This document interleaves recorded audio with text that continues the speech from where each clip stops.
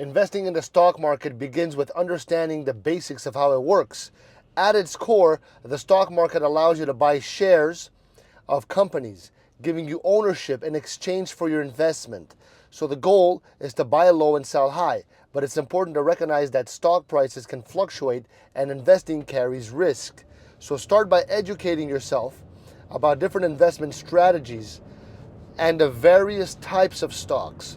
You can invest in individual stocks, you can invest in exchange traded funds, ETFs, or mutual funds, each with its own risk and reward profile. ETFs and mutual funds offer diversification by pooling investments in various stocks, which help reduce the risk compared to buying individual stocks. That's what I do. So before diving in, it's crucial to set clear financial goals and understand the risk and tolerance. So if you're new to investing, consider using a brokerage account with a user-friendly platform. All right? This often refers resources and educational tools for beginners. Additionally, consider setting up a retirement account, such as an IRA, to join the tax advantages while investing for the long term, RSP in Canadian.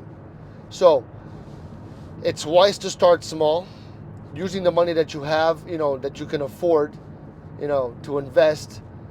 And, you have to give regular contributions, regularly review your portfolio and avoid making impulse decisions based on short-term market fluctuations.